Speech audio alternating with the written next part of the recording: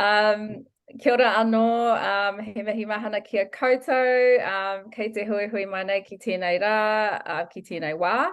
Kia ora all and welcome again to our kōrero, our Navigating Perspective series with Navi Goddess, Kayla and I. And so this is our second session today. And today we have a special and most beautiful guest that we feel so honored to have with us. And I will ask her if she can introduce herself because she is amazing. And I'm excited for you all to hear from her, glean so many lessons from her, and just understand this specific kaupapa that we're going to talk in today from her perspective. Yeah, I'm excited for that. So just before we do get into the introduction, we're going to talk into a really special, what I'm going to do first is I think I want to get CHOWIE to introduce herself, and then we'll embark on the kaupapa and the kōrero. And you already said in the title anyway, so anyway, I'll hand it over to you, CHOWIE. Well, thank you so much. Thanks for having me in this space. It feels so special to be in this movement of people having the uncomfortable conversations. So just lots of love to you guys for holding space for people to listen, to be part of. It is the way forward. You know, I think the first thing in any of the wellness spaces and creating any kind of change, the initial thing is normalizing these conversations. So thank you. So my name is Choiwee Moon. I am a mama to 3 beautiful babies who aren't really babies. I have an 11-year-old daughter and 2 sons that are 7 and 6 years old. My background is in education initially. So like over 10 years ago, I became a teacher, and I worked in the education industry for on and off about a decade. And then made a transition into working in the holistic wellness space.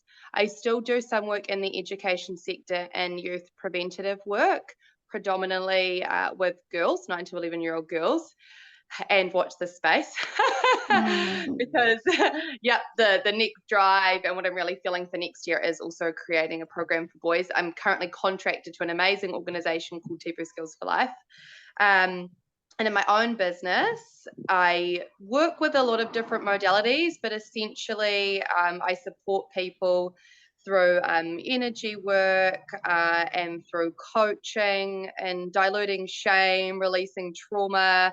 I hold women's retreats, do lots of collaborative work with amazing people I know in the wellness space as well, with breath work and sound healing.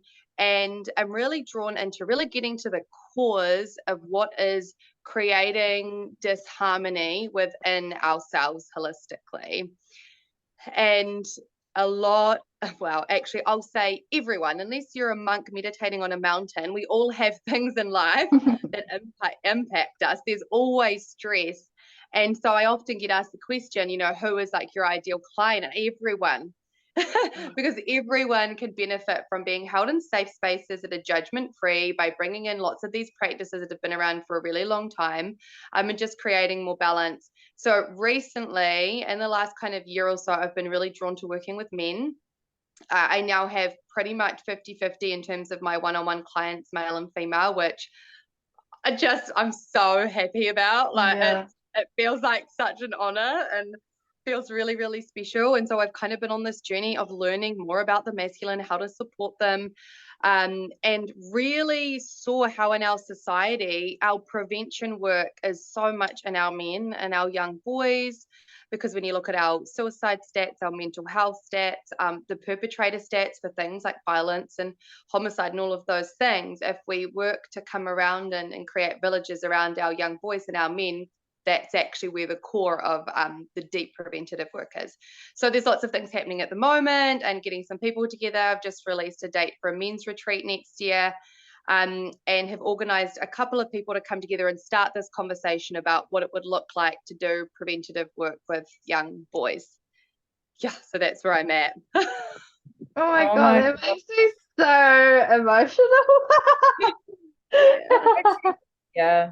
Yeah. That's so amazing, CHOWIE. Like, you know, I understand the mahi that you do, but I didn't understand the extent to which you do it. And like, I'm sure that's just not even all of it, really. There's so much more. And the fact that you're doing this preventative piece too is just so beautiful, because I think that's the space where there's a gap, obviously.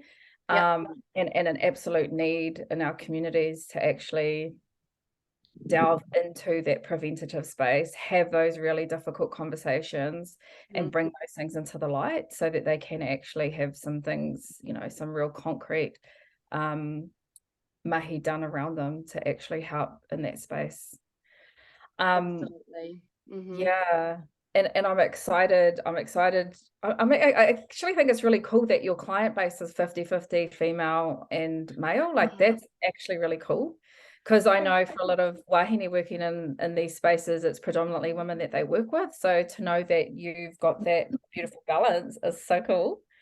Yeah. And couples are coming to me now, like, to do support. I've just like allowed the journey to unfold. I'm doing like couples coaching and mentoring now, and just helping us to understand one another better.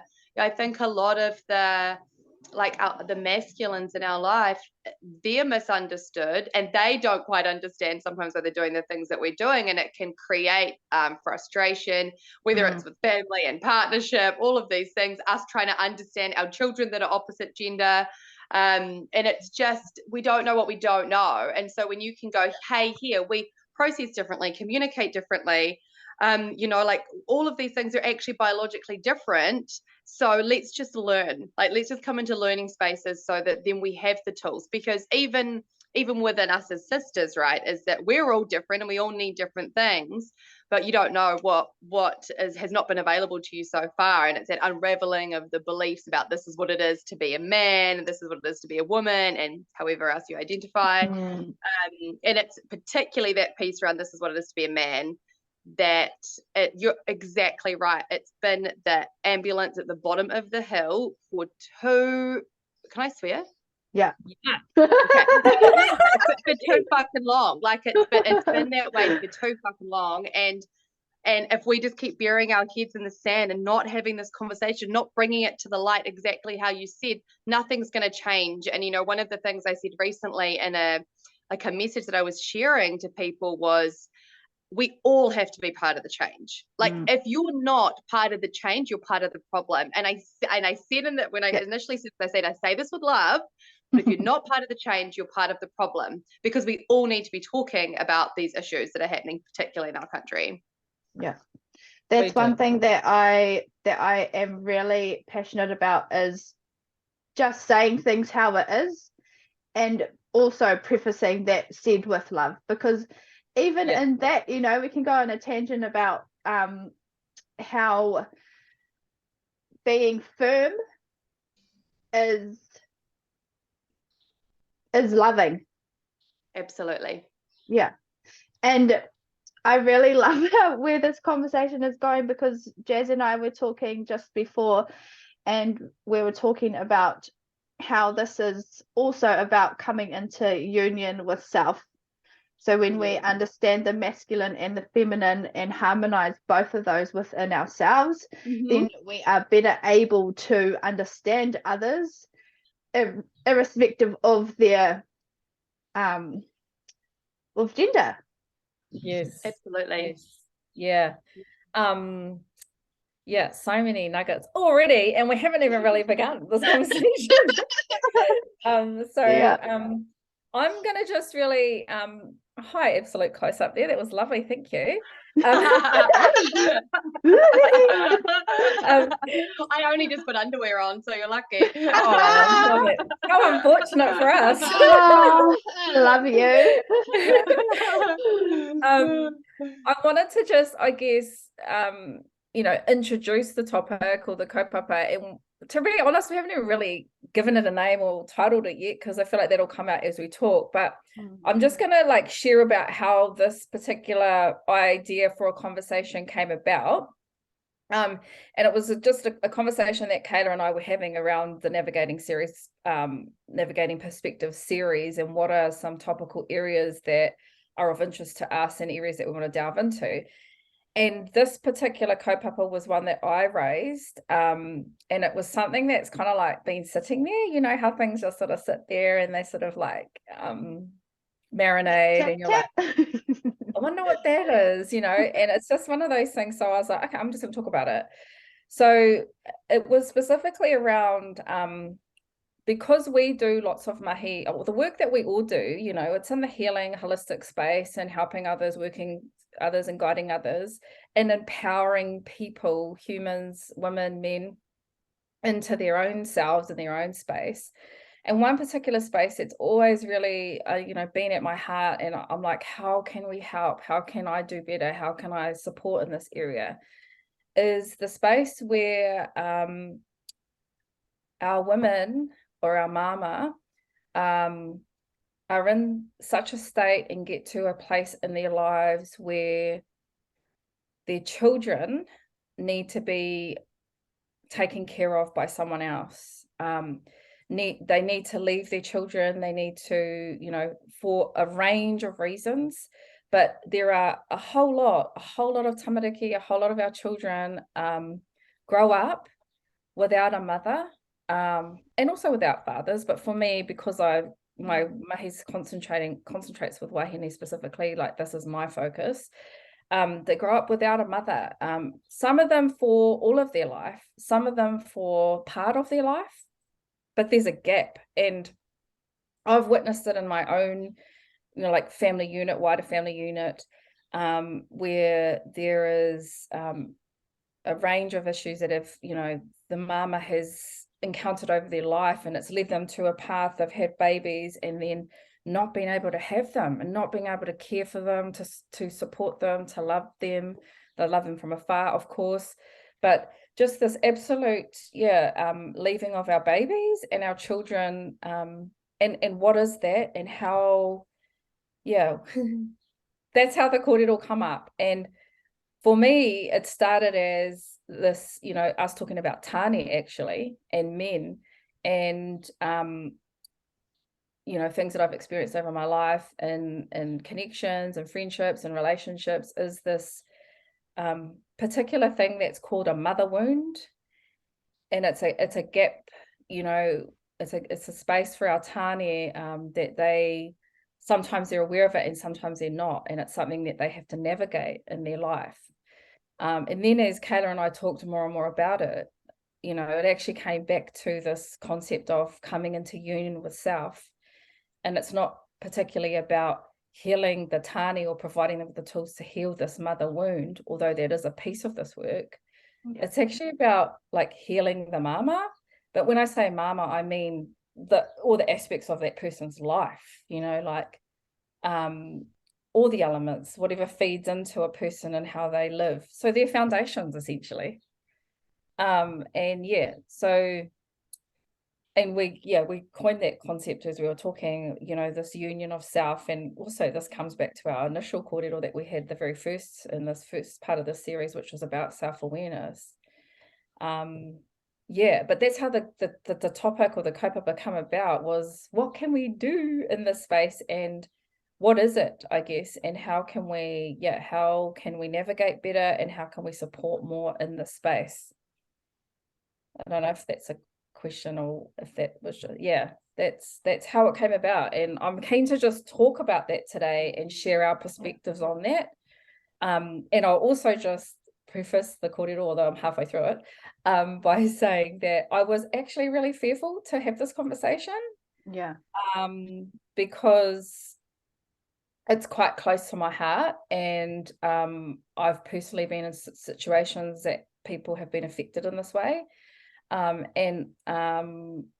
And also because I don't have any babies of my own, and this is to do with, you know, tamariki and babies, I kind of felt a little bit like, oh, I don't know if I can kōrero in this space and talk in this space, but also know that I can, because I'm coming at it from my own perspective and my own experience in it. So I think it needs to be talked about. I don't know that it's talked about much or enough. And I feel like there's a big gap in our space to actually support our wahine and our Tane more yeah, and I just want to talk about it today. So I'm keen to hear from you both about what your whakaaro, your thoughts are in this space. And yeah. Yeah. I resonate super deeply to both of those elements, which is fascinating. Like, I grew up without a mum. So yeah, she was non-existent, and then when she was in my life, it was very abusive, very unstable, very much a hurt person hurting people. And it has been over 8 years since I actually chose to completely step away from having her in my life. Which, as you can imagine, was not an easy choice to make, and has come with all of the grief and all of the loss, you know, for a person I wanted her to be, that she just wasn't able to be and still isn't able to be, you know. And now I'm able to send that love from a distance and just go, do you know what? My journey in this life was that person that could have been the one to nurture me and love me and raise me and guide me through the challenges in my life and be there on the day I got married and be there when my babies were born and be that person. That wasn't my journey, you know, and all of the grieving around that and going, she just doesn't have the ability. It's, you know, cycles of generational trauma and addiction and mental health and all of these things that sit there. And so it is that sending love from afar. So I feel like I can really sit in that place, obviously from me as a woman, but then having to learn how to mother without knowing what it was like to have a mother, you know. Yeah. And the other part is that because of a lot of the trauma that had happened in my life and lots of other things that were happening after my second baby, I was diagnosed with postnatal depression. And so then I remember being on the side of feeling like I was failing, feeling like I wasn't enough, feeling like I didn't want to be here, you know, which then unraveled to actually 10 years of depression once we kind of looked into it. And PTSD and lots of other stuff. But I remember that sense of failure, you know, and I was supported and I got the support that I needed and I got better and I got well and I have been for many, many years now. But I can feel that feeling that these mamas feel of, I just want to love them and I don't have the capacity right now because I don't have a cup that's full of love inside of me. And that's that element, right? That's that element of the prevention work when it comes to our mothers is that I say this to so many clients, in order to love another or give in any way to another, it has to come from an overflowing abundance of that, abundance of worth, abundance of energy, abundance of time, of love, or whatever. Otherwise, we put ourselves into natural states of depletion, which naturally happens when you're raising children because you have to give more, you know, especially when they're very dependent on you in the beginning. And I believe that our village has actually been taken away from us. I don't think we lost it. People say we lost the village. I'm like, we didn't lose it. It was taken from us due to many societal systems that have been put in place. It has been stripped from us because not that long ago, we were in villages raising our children together. We were bleeding together. We were grieving together. We were celebrating together. We were there like in this harmony and union with our other sisters, you know, with our men. It was cohesion. It was harmony. It was all of these things. And that was stripped. And the loneliness that so many people, and this is why, of course, you're part of this conversation, Jazz, because you don't need to have the same story as someone else to resonate to the feelings that someone else can be feeling. You know, it's a tapestry and it all weaves together. But the sense of loneliness and the pressure that is put on us as mothers, that no matter what you do, you're fucking up. You breastfeed, you bottle feed, you co-sleep, you don't co-sleep, you go back to work, you stay at home. No matter what you do, if you're young, if you're old, if you're married, you're unmarried, doesn't matter. Somebody, there is going to be a belief system that is telling you you're doing it wrong.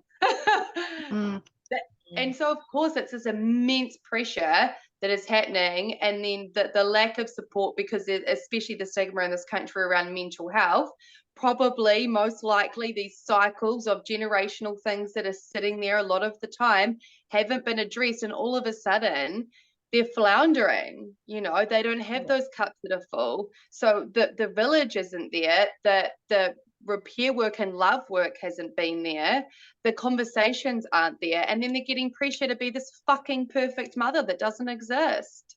Like, of course this is the situation we're in right now. It's a natural byproduct of the current society. That's exactly what is happening right now. Yeah, I completely agree with that. There's so much to this conversation, and I thank you for sharing that, both of you. I want to come at this from obviously my perspective and my story. For me, so I have my son, he's 13 next year, and I'm hapu at the moment, for those who don't know, but where I'm coming at with this is that I was that mum who had to make choices because I was unwell, and you know, it was drug addictions and things like that, and just not having the tools. That there were no tools for me after, oh fuck, this makes me emotional. You know, after the loss of my first child, my stillbirth, and then, you know, I was really young, and so I really want to come at this conversation from, we're providing the tools for people to have, and you know, there's points in the journey where I can 100% guarantee that people don't know where to look for support, because that I was that person. And if we do go looking for that support, people are going to judge us, or they're going to call us crazy, and we're going to end up in Ward 8, and we're actually not that crazy. You know, we're just very, you know, a lot of us are just very spiritually gifted. And we feel a lot. Yeah. Yeah, we're empaths. But you know, I love that we spoke about this briefly before we pushed record, and it was that forgiveness piece, because one thing that was coming up in this conversation as a whole was how some of us as mums, as me and even my mum, you know, being physically present at times but not emotionally available, or not, you know, because we're dealing with so much, you know, abuse, or partner not being there, partner also being emotionally unavailable, and just all that stuff in the environment. And that forgiveness piece of mum and even dad as well is really huge. And to even get to that point of forgiving yourself for the choices that you had to make, it's a hard space to come to, especially if you don't have the tools to allow that to happen. One of the most freeing beliefs that I've integrated in this is that our children chose us exactly as we were in every moment of their journey so far.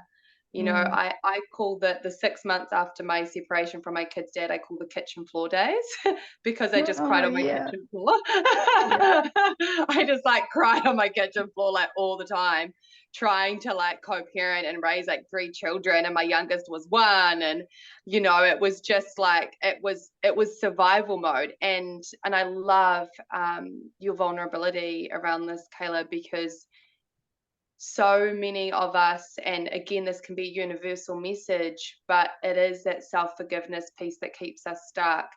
And, you know, a lot of the times when I drop people into meditation and we come and we embody love and we send love out to all of those that have supported us. We send love out to all of those that have brought us challenges. And the final piece I always speak into is we send love to every version of ourselves we've ever been up until now. Because she was who she needed to be to become who we are today. Yeah. You know, and one of the greatest gifts we can give our young people is our authenticity and our vulnerability and our imperfections, you know, and our children getting to see us in tears some days, like having to apologize for things some days, you know, like not always keeping our cool, all of these things, like they're getting to see what it is to actually be a human, you know, and this links in so perfectly with our young men because they are, particularly in our country, being taught to be inhumane to themselves by separating their feminine part of themselves, which is their emotions, which is their vulnerability, which is their intuition. And us all, every single person, regardless of parent or gender or anything, the greatest gift we can give our young people is to completely be ourselves. When we look back at the times that we're like, yeah, we did make some fuck ups. That's part of the human experience.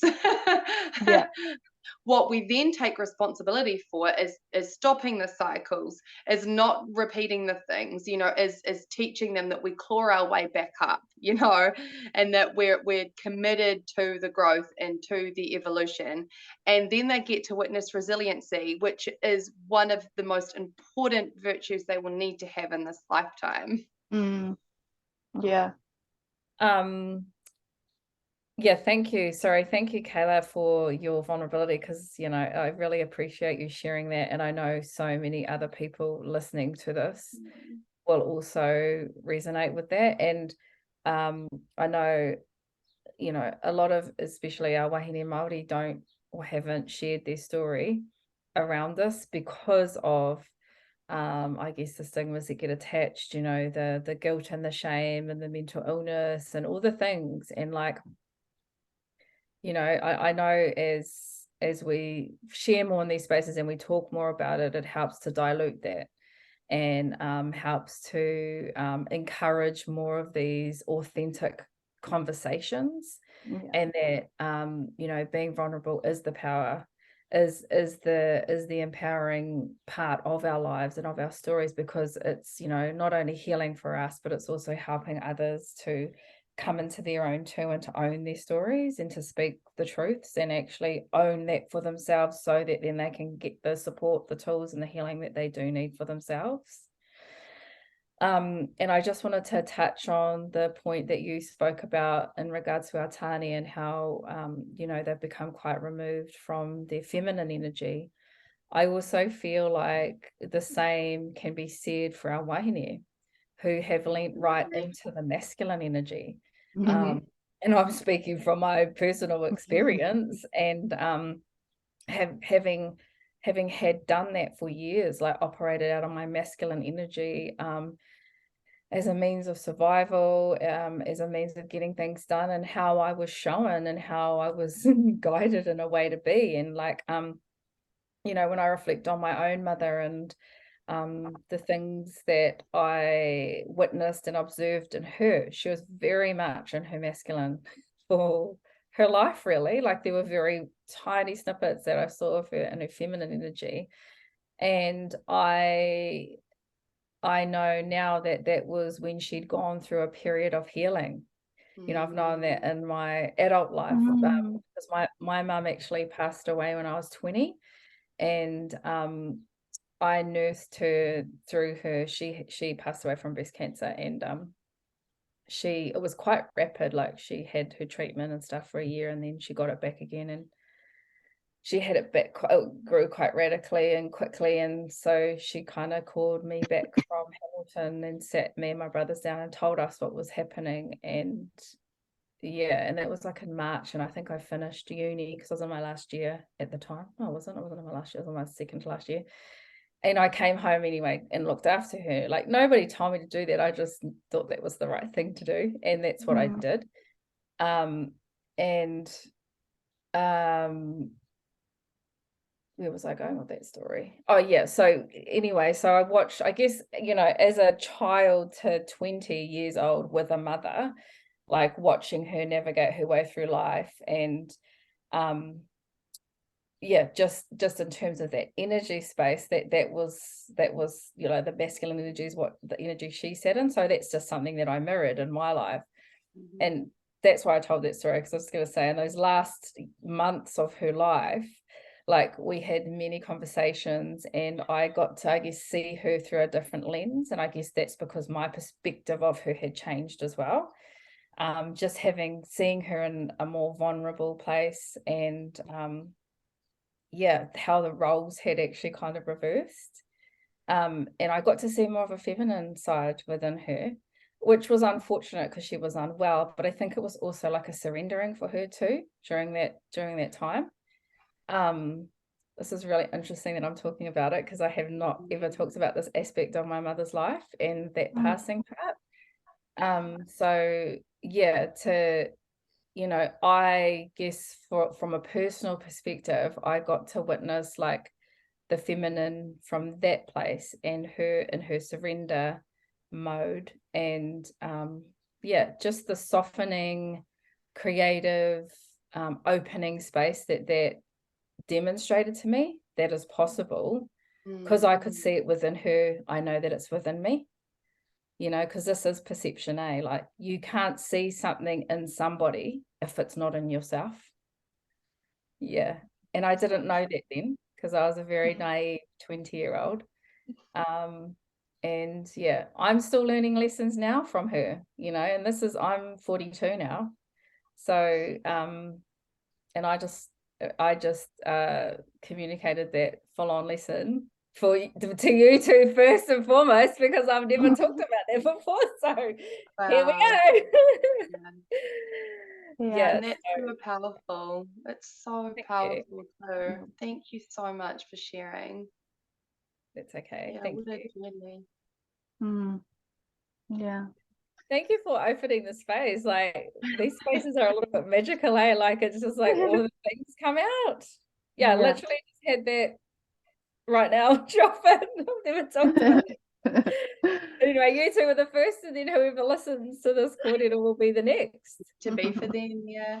Yeah. One of my favorite quotes is, "Shame dies when stories are told in safe places." And you spoke into it before, and it's so beautiful. It dilutes, right? I love that it dilutes.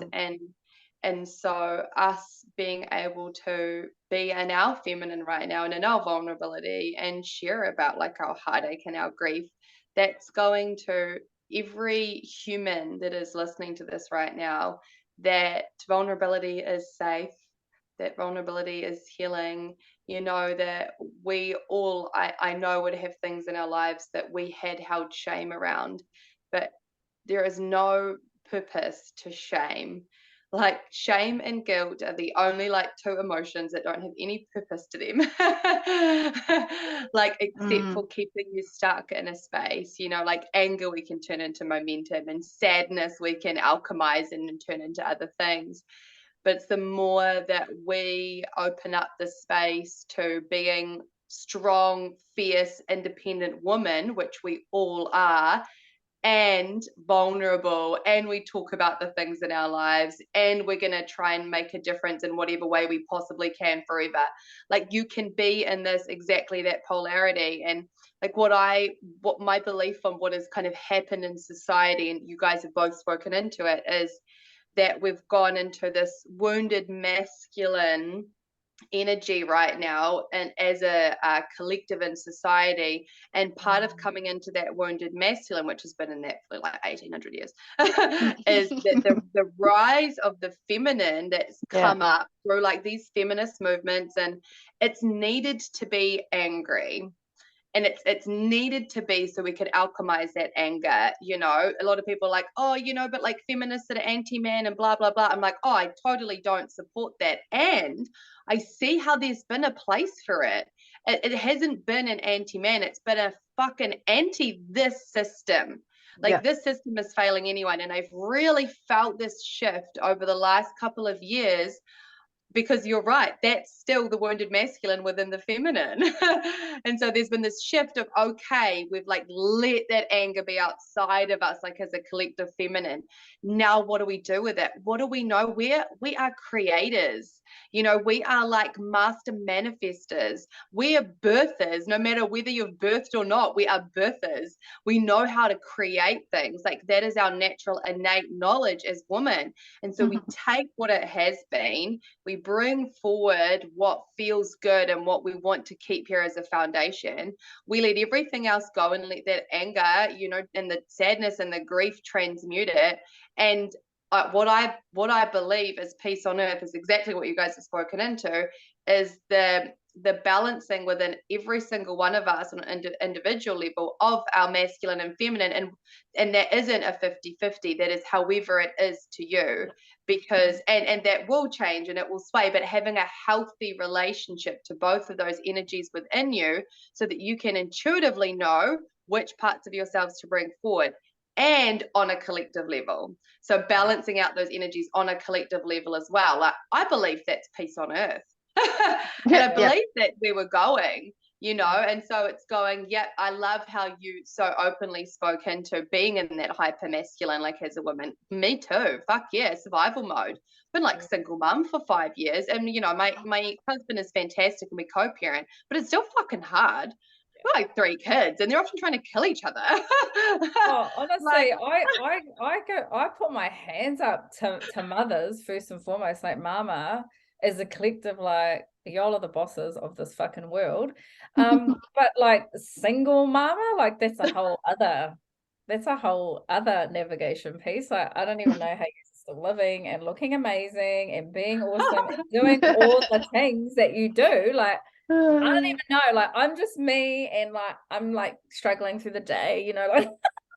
But you know what? It's because of you. It's because of the village. Like those of us that are actually like thriving and doing the work and all of that. Maybe some of our pieces have been doing it alone. I know I've done a lot of my personal development journey alone, but we've realized we can't do it alone. Like, I have a whole array of female friends, all different ages and stages in life, some with kids, some without kids, some are 20, some are 60, and everything in between. Like, we need to be all together, you know. I know that I couldn't be raising my children the way I am now if I didn't have the village around me that I do now. Like, I've got amazing male friends, I've got amazing female friends. Like, you are a piece to the raising of children and of like the new way and the work that you're doing and the path it is. We couldn't do it without everyone else that stands beside us, whether that's just a phone call of like, oh fuck, I'd like, just talk to me for a moment because I'm gonna fucking like go crazy. Like, you know, or whether it's like loving on us, bringing in the healing modalities, whatever it is, we're all pieces to that puzzle. And that belief that we're divided or we're different based on our life stage, our gender, our religion, any of those things, like, that's false. We are all connected. We are all one. The work you do on yourself helps to raise the collective frequency. So like everything you do and every single one of us does actually helps everyone else. 100%. Yes. This is all what we were talking about on Jazz. And I really want to sort of steer this conversation into breaking Mm. down those that unhealed, wounded masculine beliefs and ways of viewing things in our own worlds. And for anyone watching this, you know, Jazz and I did a self-awareness podcast for our first episode, and we started touching on beliefs and things like that. And I believe that you know, we need to start questioning those beliefs and those narratives on like a really small scale, so within our individual lives, and then what our beliefs are about about the masculine, about men, about the feminine, and getting to know that, getting to embody the feminine within ourselves, and learning, embracing who we are, and actually fucking getting rid of this we need to be strong for our children, because that's just fucking bullshit. Amen. And We need to be human. I'm not sorry to say that, because I have, you know, Zayden has had to come and stay with my family in the South Island, which is where we live now, so many times, and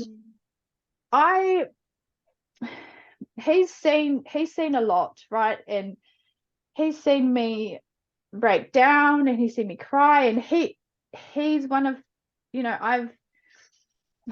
I'm not going to say I've created him into this, but I've just guided. Yeah. And Yeah.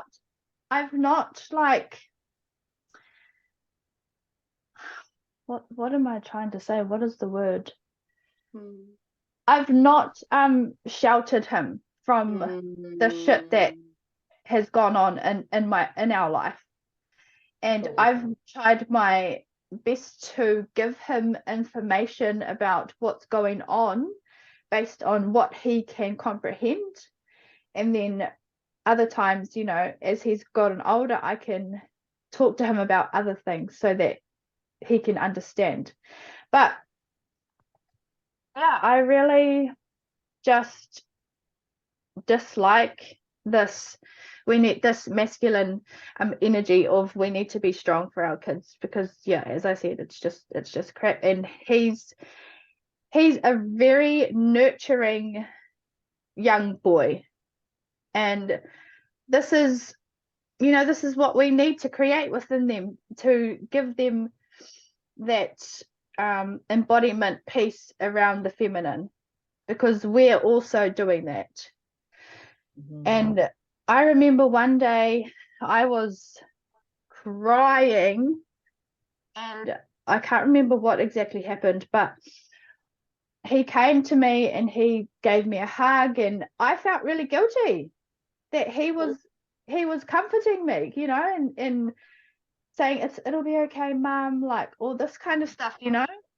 And sometimes I see things that are, oh, you shouldn't let your kids see you like that, or you know, they might take on too much when they're too young. And I think that because I can see, you know, from his father's perspective, you know, there's things that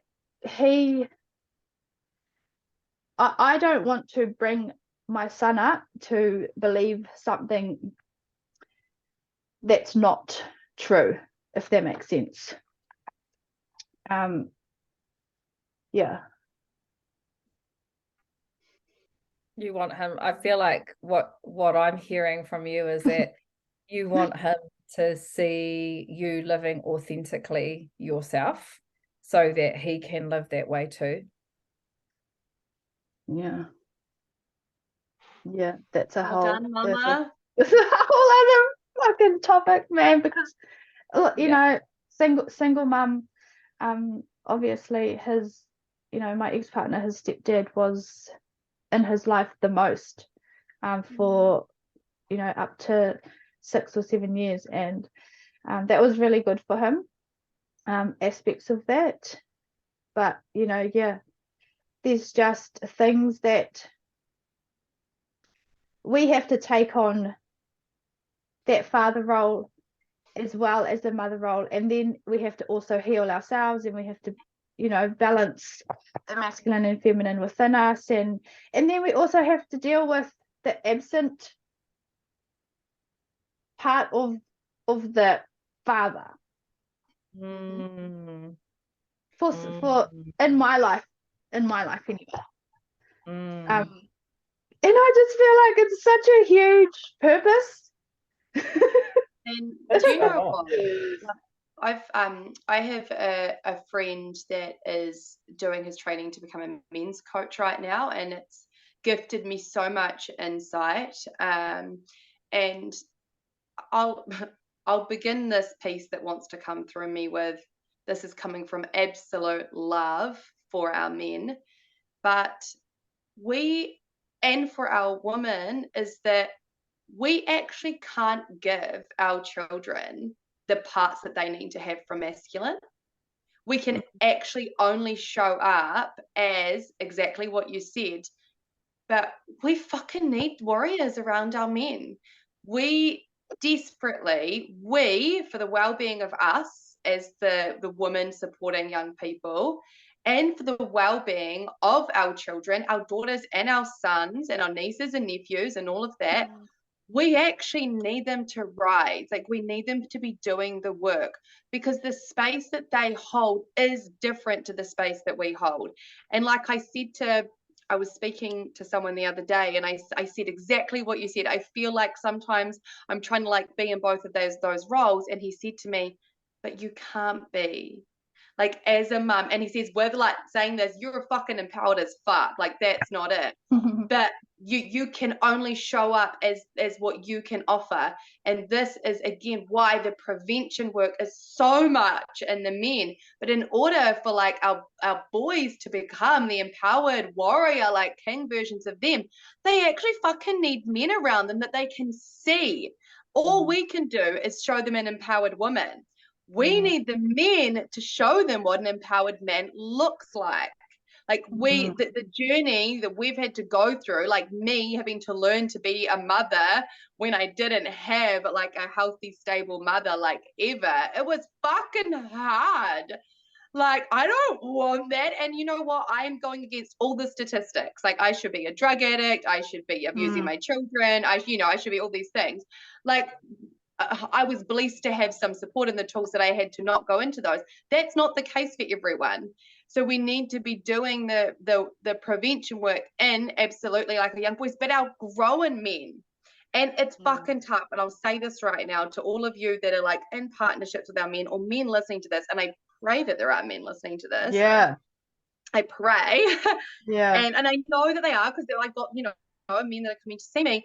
But like, what I feel this really big push, that what is our job now as the female is to go, yes, do all the stuff we need to do, but fucking like get behind them and like love on them and like create spaces. Like a friend today had a post on Facebook, and it was sharing about Twitch's suicide.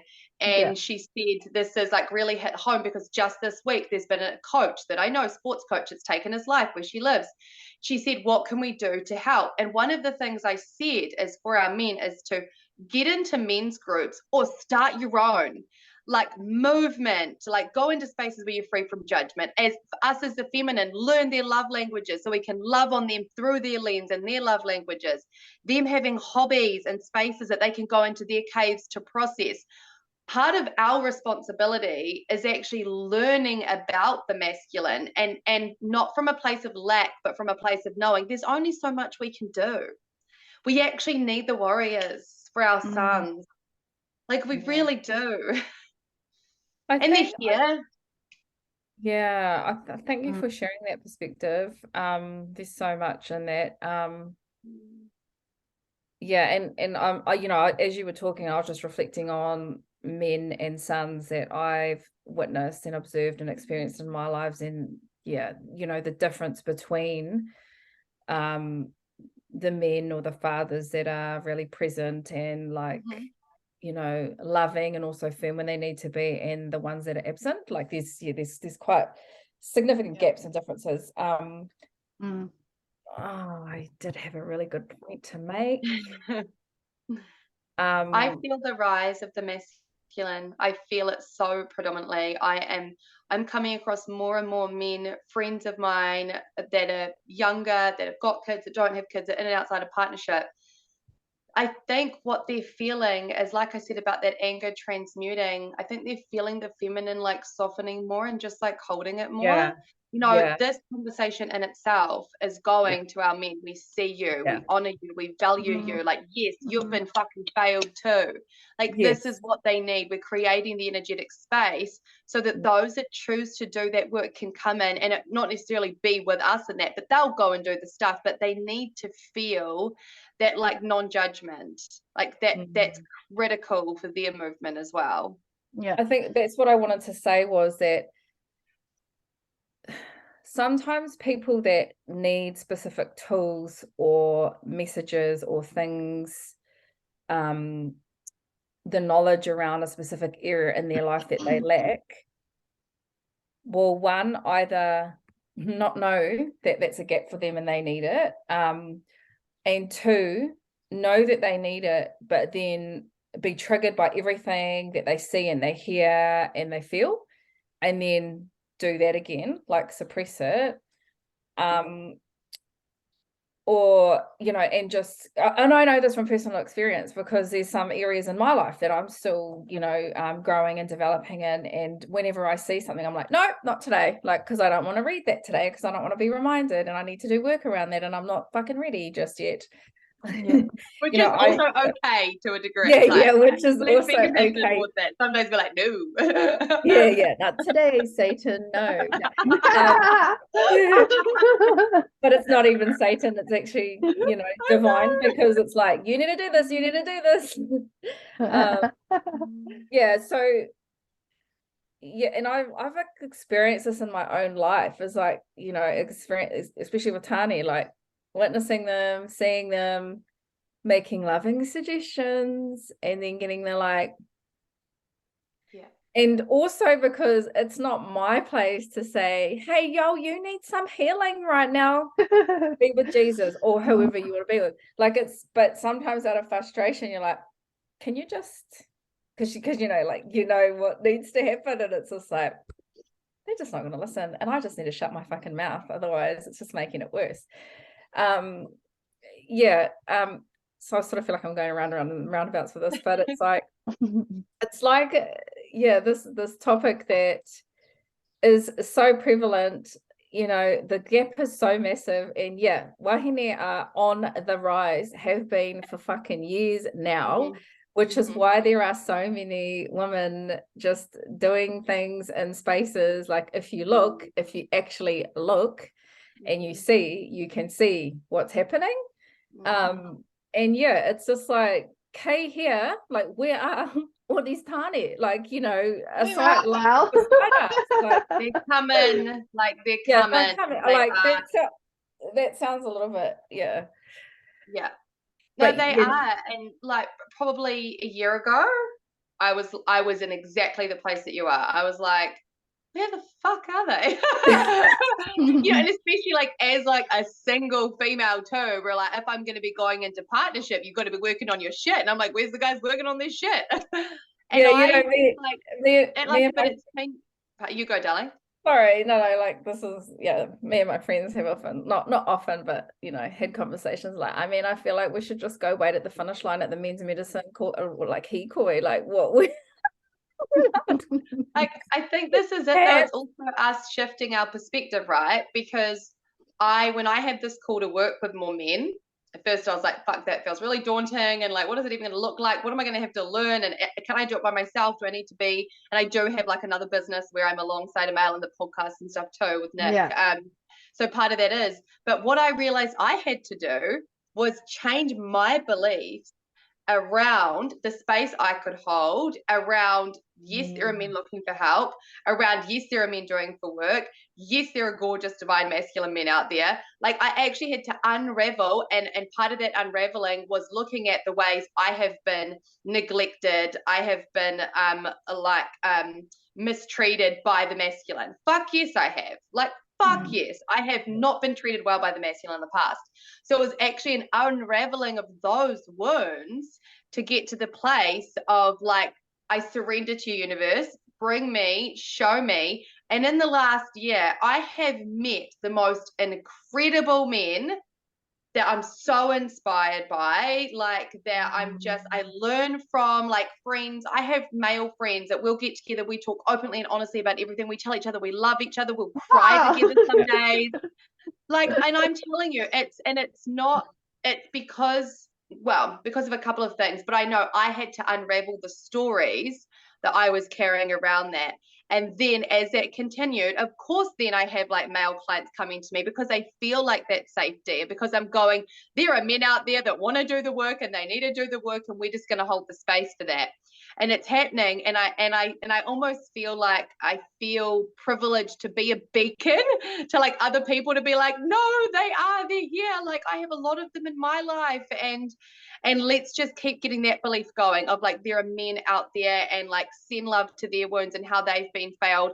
We're going to stay in our lane, and it's your responsibility if you do that. Yes. Like, it's not our responsibility to heal that or do that or whatever. We're not fucking, we're going on our path and we're going to keep moving forward without a doubt. But also getting behind any of our men that are holding spaces, that are starting men's groups and sharing them, like getting them out there to reach people, you know, like doing that and sending, like building up their confidence. Like a lot of my guy friends, because of what I've learned around confidence and integrity with the masculine, I'll give them so much praise. And the amount of coaching I've done with couples where the woman has said, oh, I don't like give him compliments and stuff like that because I don't really think that he needs it. He's all good. I'm like, what the fuck? He's human. Like, how does it? And they're like, oh, you know, like it feels like he's not as much of like a man if he says he wants like compliment and validation, appreciation from me. I'm like, oh, that's something we need to fucking get rid of. Yeah, that's definitely a love language, and I've found it quite common in Tane. Like, I mean, who doesn't love to be told they're doing a great job? Exactly. And actually for like the for the male consciousness, it is really, really empowering, that like sense of integrity that they get from it when we're like honoring them. We're like, oh, fuck, so cool, because it's so much about like setting small goals and achieving them, and the integrity, and then all the confidence comes in.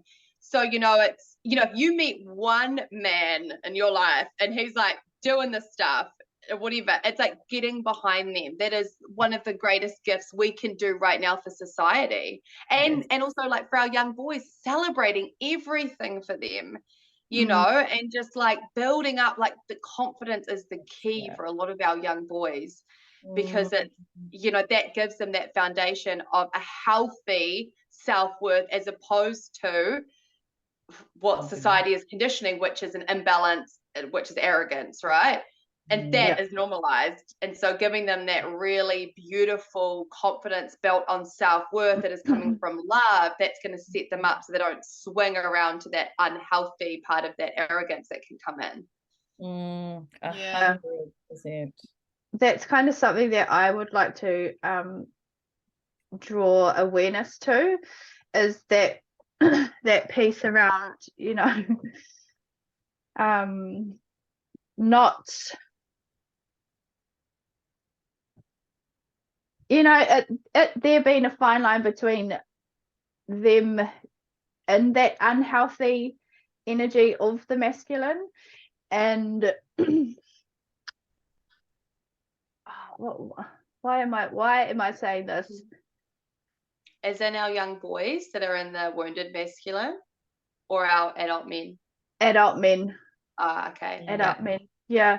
And the reason why I say that is because you brought up something about self-responsibility and how that's, you know, all around ownership and things like that, and us being so clear in our boundaries and who we are.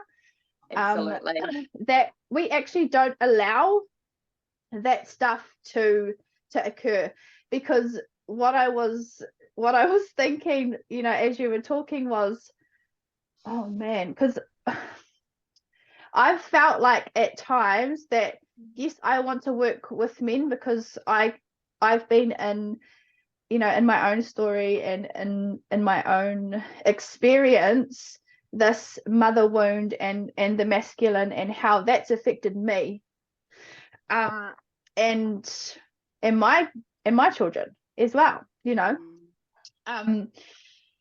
and sort of being on the fine line between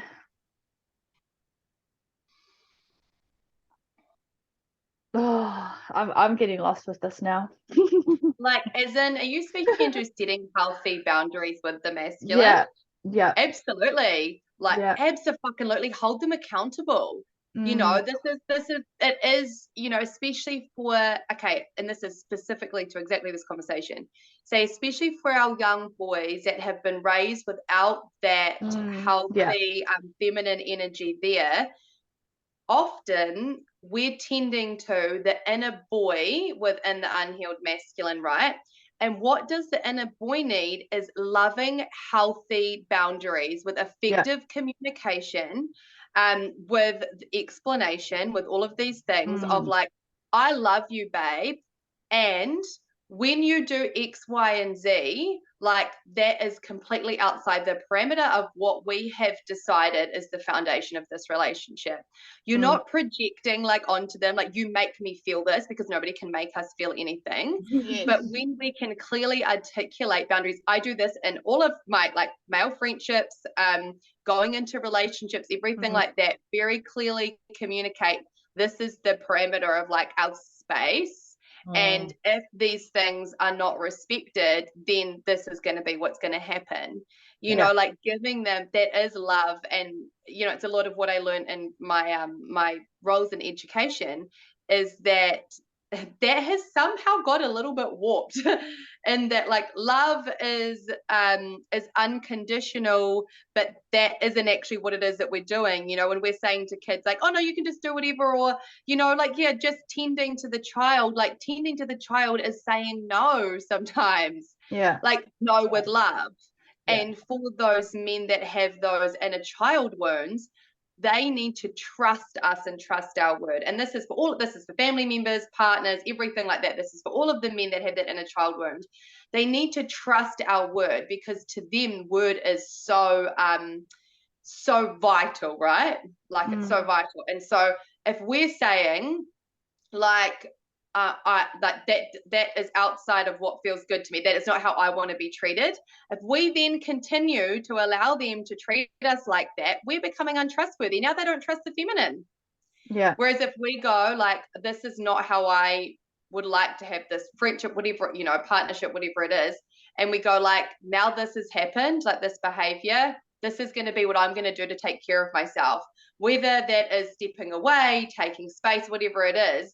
But we have to become trusting, safe spaces. And that is with healthy boundaries. Yeah, I have to use it with male clients sometimes, like not necessarily articulate, but, you know, like I know that it is inside a parameter of what is respectful client practitioner. Like it's all of those things. And they know they can trust me. Like they know I'm going to show up in respect of them and also like have my boundaries within that. And so, of course, they feel safe because we've set like it's a safe place that has respect and boundaries and communication within it. Yeah. And that's the piece about setting up those clear and healthy boundaries via communication and not expecting that the other person knows what your boundaries are. So differently. They can't read our minds and we can't read theirs. I do some pleasure work, right? The woman's like, oh, he's not doing what I want. And I'm like, do you know? Have you told him? She said no. And I'm like, he can't read your mind. He doesn't have a female body. Like, thank you. You yes, that was amazing. Well, it's what I've seen. And like, thank you for speaking into it as well, because I think that sometimes if people don't understand that part of it, they can hear like from my messages, oh, so, you know, we just let them get away with anything. Oh, we just like love on them. It's like, no, love is healthy boundaries. Love, again, has to come from that overflowing of your own heart. So when that love is coming from the overflowing of your own heart, you are your own priority. So of course it comes with respect for self. Of course it comes with boundaries for self and well-being. It has to. That's actually what support and love is. And I think love is at the core. Love is at the core always. Hey, like with everything and anything that we do. Well, it should be, I guess, if you're well intentioned and you're off light. And I just want to like also take this opportunity just to bring it back to like our initial like the kaupapa that we led with and what we were talking about, which was you know, our mama that make those choices in their lives to you know,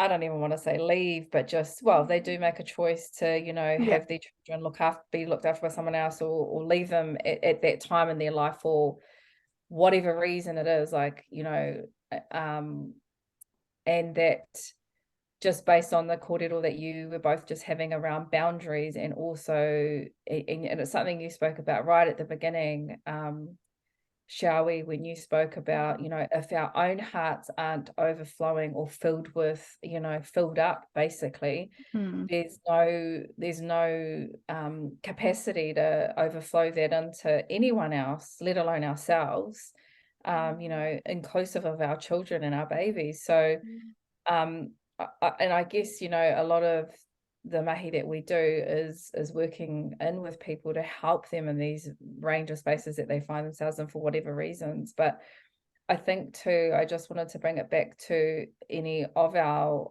women, or even our families, even just anybody that finds themselves in these situations where it's come to the point where babies do need to be left or given over to other family members to be taking care of them or raising them for a certain period of time. That, you know, and as you shared in your really vulnerable and courageous share, Kayla, there is, you know, that you can change things. You don't have to continue in the vein or continue in that current trajectory of your life and the pathway that you are on. And if it does mean, you know, leaving your babies for a period of time because you need to have space and time to actually do the things that you need to do to come back to that, then, you know, it's actually taking those steps and creating those boundaries for yourself and for the safety and well-being of your own children, that you can, you know, have the space to do the healing that you need to do to come back to it. And I guess in a long way round, I'm just, you know, wanting to get back to the point that I think it's about having those clear intentions when you are making those decisions or having to do those things, and you know, the impact that it does create for not only the children but also the families, and that there are supports out there, there are tools that can help you on your pathway, on your journey. And it is about discovery, you know, that's what I heard from you, Kayla, and understanding what resources and tools are available to you if you do find yourself in that situation. It's through the talking. Yes. It's through having those conversations, those hard conversations, and not feeling like you're gonna be fucking judged. Or, you know, and as I said, think that you're crazy. Because I can think of a few people right now who would absolutely benefit from this conversation, and I'm actually going to send this to them when it's uploaded. Because for myself, you know, thinking that the only help that's available is within the system, and this, you know, no disrespect to services within the system, but people need to also know that there's help, there's support available outside of the system through, you know, all of the grassroots stuff that all of us do as well. And, you know, that's why I created the home birth group and things like that, and why I created my planner and all that kind of stuff, because yes, the system can help, but also there's other things too. Yeah. You know what's so fascinating about the timing of this conversation is that my client yesterday, new client, spent 3.5 hours with me last night. She, 2 days ago, her daughter boarded a plane and has gone to live in another country. Young daughter. Oh, I just got goosebumps.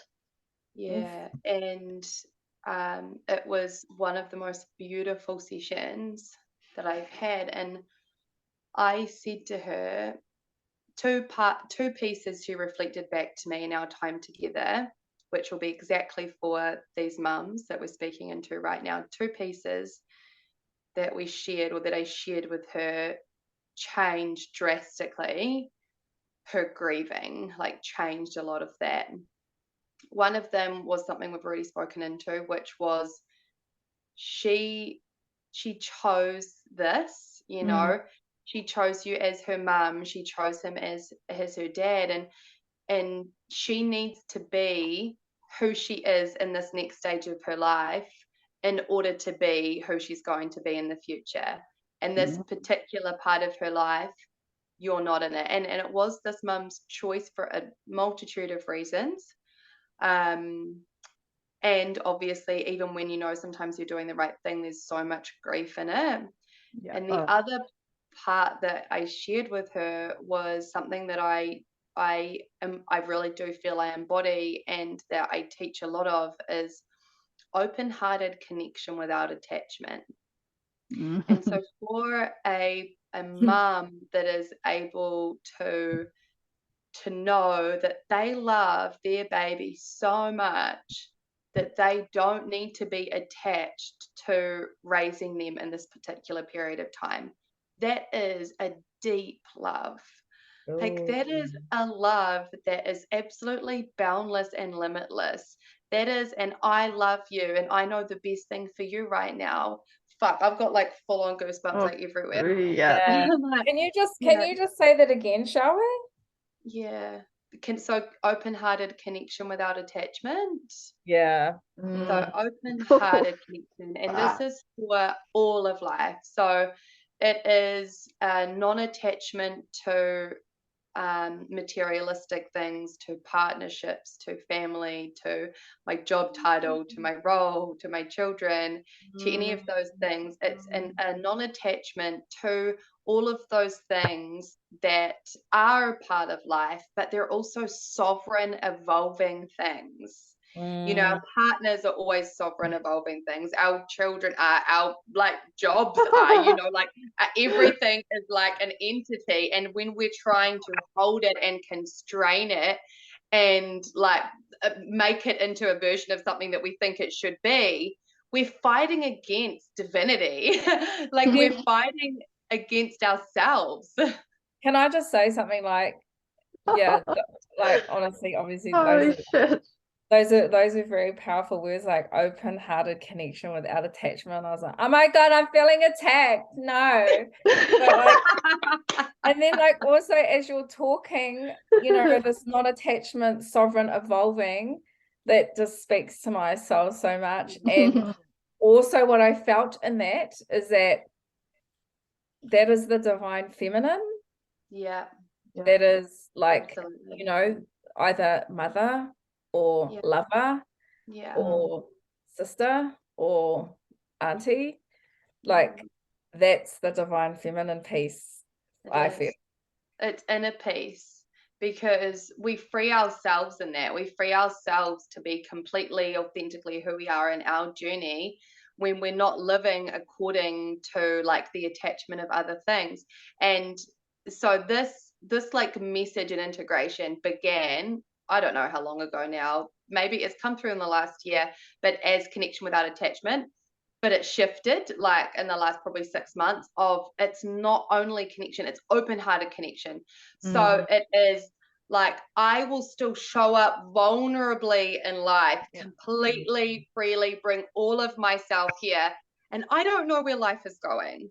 I don't know what's going to happen. Like I don't know what's going to happen in this relationship, in my parenting, in this career, like in my personal development journey, because we never really know where it's going. But I'm going to choose to continue to show up. And, you know, when I spoke into this with this mum last night, she was just like, oh my gosh, like this is the most divine of loves to set her free.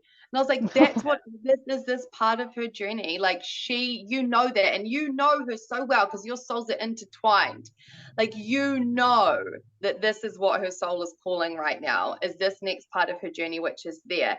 And the fact that you don't need to be attached to being a role in that physically right now, I said, because love is limitless. The moment that you think about her, of course it goes to her. Love knows no like distance or time. It doesn't matter where she is in the world. She will feel it because your hearts are connected.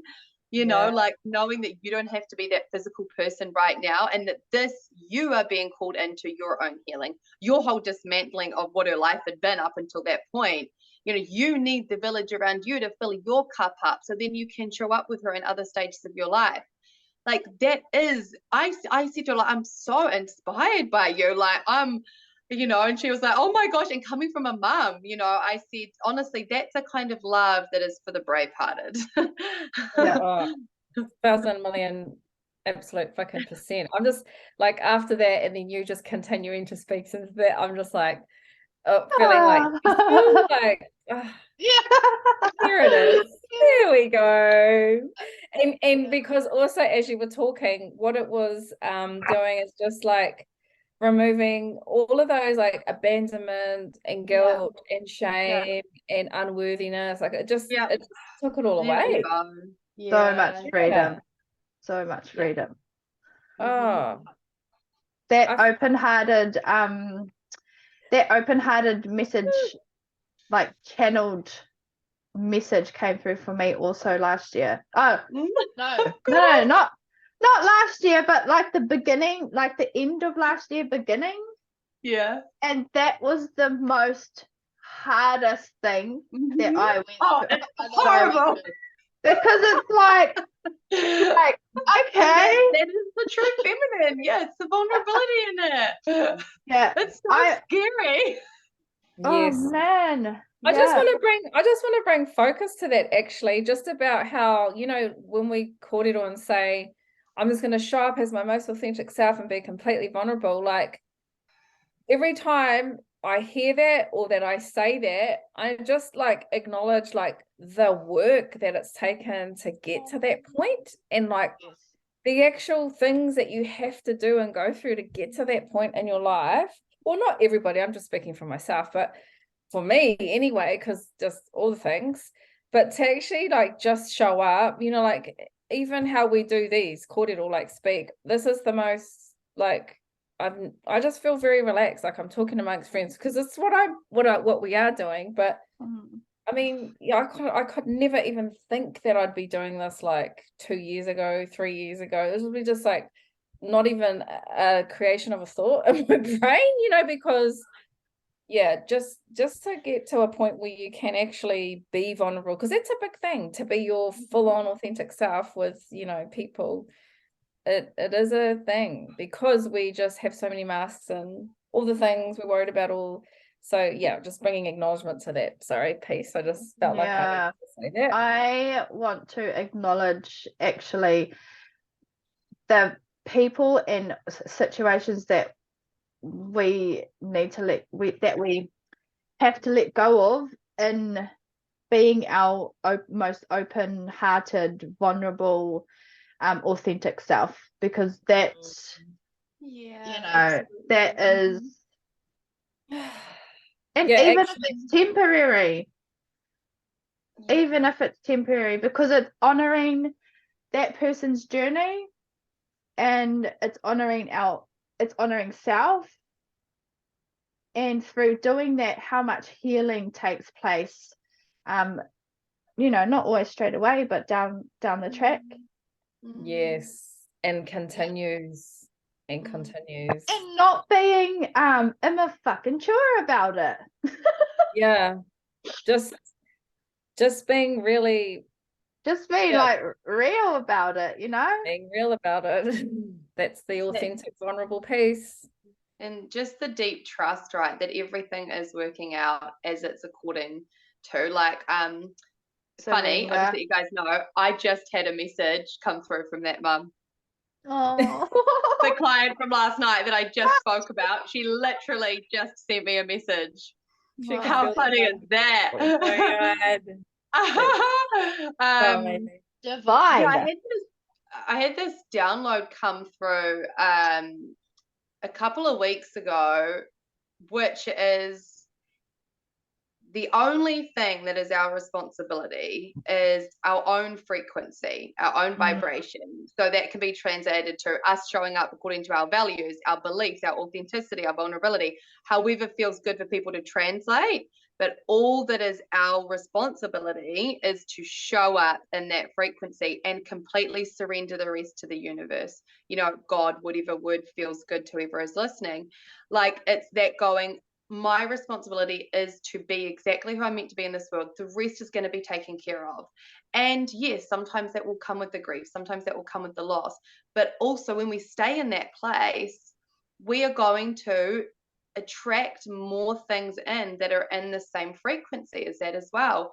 We're going to have more freedom. Like we'll be more relaxed in it. And we can just go, cool. So all I need to do in life is show up as I meant to, be kind, compassionate, caring, follow my soul mission, you know, like have healthy boundaries. That's the only thing that is actually up to me to follow and be guided by. The rest is taken care of. We don't need to do it. You know, like we can't control other people's decisions, like all these other things that are outside of us. We can't do that. Like let it be how it's meant to be, and know that there's things there for you regardless of how you're trying to control it. There's gifts. There's always gifts in every interaction, right? Every conversation, every relationship, everything, there's a gift there. It's just whether we choose to see it or not. Yeah, because our energy and who we're being, you know, will attract and demonstrate to people, to other people. It's like sending off those beacons like you were talking about before. All that frequency stuff.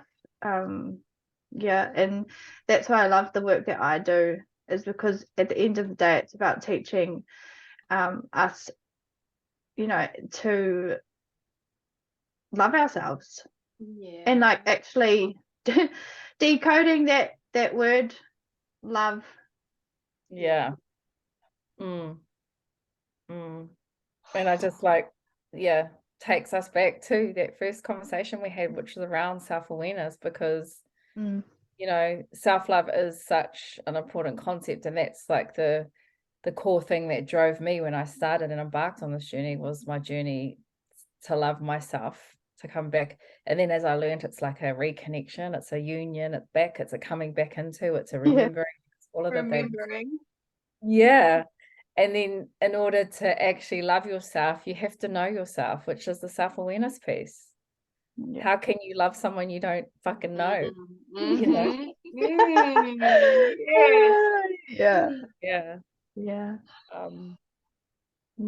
Oh my gosh, just like all the things today. And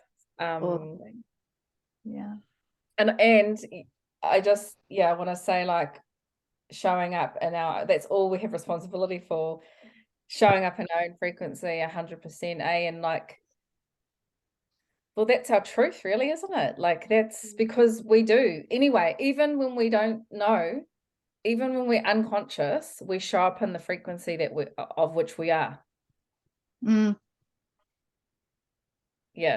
So, and we attract in that which we are. That's why that, like, being the change, you know, like embodying the way that we wish the world to be, like, that's the greatest gift we can be. Like, how do we want to show up? We want to show up and be like, you guys, like, we're going to have conversations about this stuff, because we want more people to have conversations about this stuff. We're going to show up and do our personal development work, because imagine the world if everyone was doing that. Like, that's what we do, right? We embody the way that we wish people to treat other people, that we want to treat ourselves. Like I say to so many people that are single, I'm like, show up as the greatest love of your life. Like, how are you nurturing yourself? Like, what are you doing? Because you are putting out there a message of, this is how I deserve to be treated. You know, it's like, show up as that person, you know, that you desire to see more of in the world, the characteristics, all of the attributes of what it is to be. You know, and that is also things like doing the shadow work and doing the shit, you know, like, it's showing up as that. And when more of us, and I feel it, are coming into these spaces of doing that, of course it creates ripples. Like, of course we have things like these conversations you guys are having birthing. Of course we have things in our businesses that are birthing. Of course they are, because we're creating that through, like, this is what we're going to do now. This is going to be the new way. So I'm just sitting here thinking all the things you're talking, and like, you know, when we do think about our, like, you know, people we've connected with, friendships, relationships, they're literally just all projections of ourselves. And like, when you think about it from that perspective, it can be, depending on who you connected with, super confronting. yeah, and also show you where you need to do it. And that's that thing, right, of sending love to every version of us that we've ever been. You know, and being like, okay, cool, like I was in that thing, whatever it was, and I can see now, oh my gosh, yeah, wow, you know. Wow, And then you're like, okay, now what do I do? Yeah, how do I want to show up now? We can't change who we've been or decisions we've made. How do I want to show up now? Well, yeah, 100%. And know that you 1,000,000% can create that person that you want to show up as. Yes. Like that is why we have a womb. Like at the end of the day, you know. We're always death, rebirth, right? Oh, that is divine feminine. We're like allowing parts of ourselves to die so we can create space for new parts of ourselves to live. Yeah. 100%. And you know, and I love that it's also within our men too. Absolutely. Yeah. You know, energetic womb portals. Like it's just we have our own universe, you know, our own inner cosmos within that space. And very, very powerful when you can alchemize that area, because that is where past, present, future is held. And we can work to heal all that trauma that is held within in that space and within the body. And I'm just mindful of our time, and also just of that message there that was actually very beautiful. And I think I want to like sort of wrap up and bring our kōrero to a bit of a close as we sort of thank you kōrero through these topics, and what I wanted to bring it back to, which is also bringing us back to the topic and what we were sharing and talking about in our perspective today, was that healing piece, you know, that when we do heal ourselves, when we do take those times, we you know, first of all, we have the awareness that there's things that we need to change, things that could be better, and then a knowing that, an understanding or an understanding that we can actually be the creators of change in our own lives and the creators of our own lives. That there are tools and there are resources that are available to us out here, but also our most important tool is within ourselves. Everything starts with us, within. And also just following on from what you've both said today, actually, and just, you know, like summarizing, or not summarizing, but just some of the key points that I want to leave with us and with anybody that's listening to this kōrero is, when we, you know, come to an awareness or have the awareness, and we all do, that we can be better or do things better or change things in our lives, it is about, you know, you've had that thought, so it's about taking the action towards that. And that when we do, taking the action obviously is the key thing, because that's how you execute on your plan. Like, that sounds very masculine, but yes, good healthy masculine qualities. When we do heal ourselves, yes, we are healing ourselves, but in doing that, we're also healing all those generations that come after us, and also it's a healing of all the generations before us. That's the generational healing. That's the generational healing, is healing in ourselves. Heal ourselves, healing ourselves, doing the mahi, doing the things we need to do to have this life that we so relish, and be the lover that we want to have in our lives, and be the mother that we want to have in our lives. We need to mother ourselves first. We need to love ourselves first. We need to take those actions to heal us, heal ourselves, because in healing ourselves, we heal the world. The world, those after us and those before us. How empowering, right? Yes. And daunting, and it can be in that polarity. Yeah. And we can live in polarity of, yep, like, wow, and also how incredible, how powerful, how empowering that we always have that available to us, and that we are bringing more and more people in to be in a village to do that together. That yes, some of our journeys we alone, but we're not meant to do all of it alone, and we're changing that story as well. Yeah. So true. Yeah, there's power in solitude, but not all the time. Not all the time, not every day. There's power in solitude, but yeah, so much is in the collective as well, and togetherness. Yeah. Yeah. 100%. Shall we? I just want to say thank you so much for your presence with us today here. The absolute like oil that is within you that you've shared with us today and with everybody else that's listening. I just, like I was just sort of like hanging on your every word, like waiting for the next thing. And I guess a key moment for me today, as was this bit that triggered me, where I felt attacked but also loved at the same time, and like, oh my God, that's amazing, was this kōrero about open-hearted connection without attachment. And I just fully got that, like that just fully landed with me. And I'm like, oh yes, what am I so worried about? Like, because you also know, like, everything's happening for you. What's meant for you will never pass you by, but we still hang on. Like, you still hang on to shit, because it's like, I just still want the lesson. Just shadows stick. Open your heart to life. Yeah.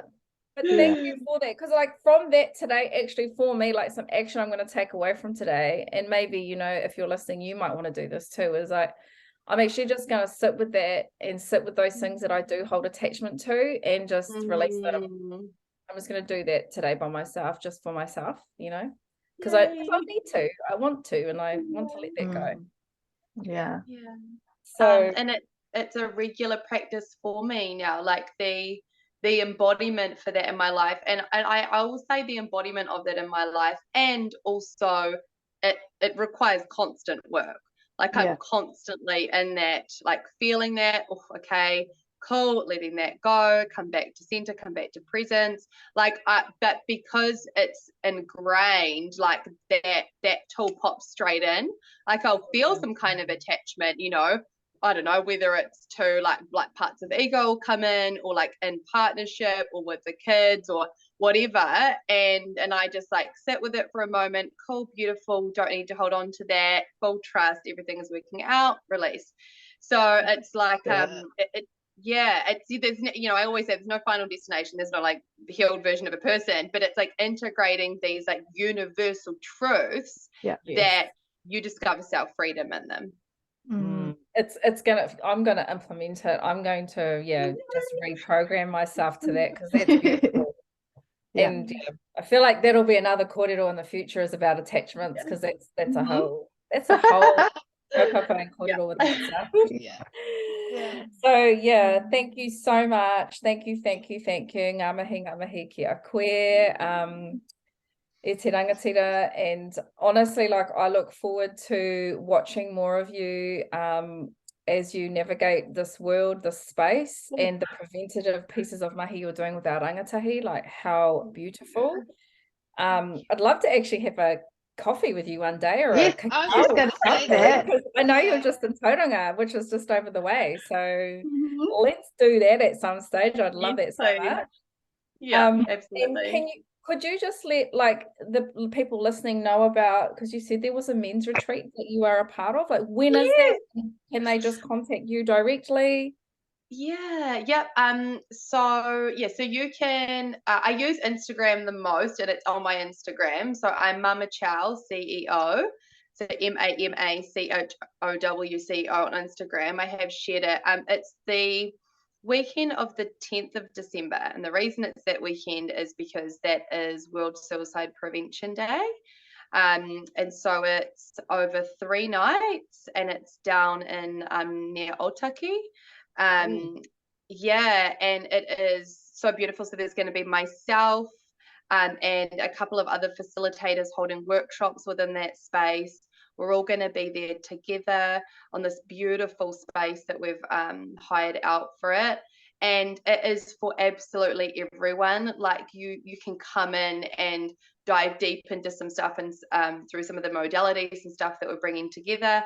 However, more than anything else, the intention behind it, and it's myself and a good friend of mine, Carolyn, who lost her son to suicide many years ago. Our intention behind it is to create villages of men where they can be held and they can dilute shame and they can feel loved on and supported and release, stories and trauma and all that stuff as well, to change their lives forever through spending this time with us. So there's information on there.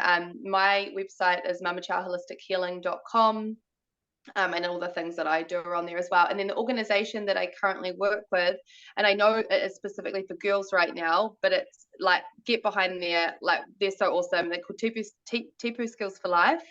We also do mentoring, but we also work with, they're called Upside Mentoring now. So, speaking into like this could have been a whole conversation, but like mentoring, really cool thing for like men to be doing, to give back, and also to get our boys into. So I don't know about different mentoring things around the country, but I know Upside Mentoring, which is Auckland based, are phenomenal.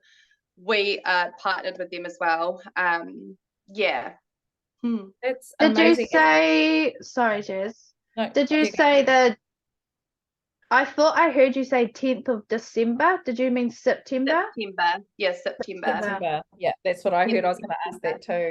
Yeah. 2023. 2023, yeah.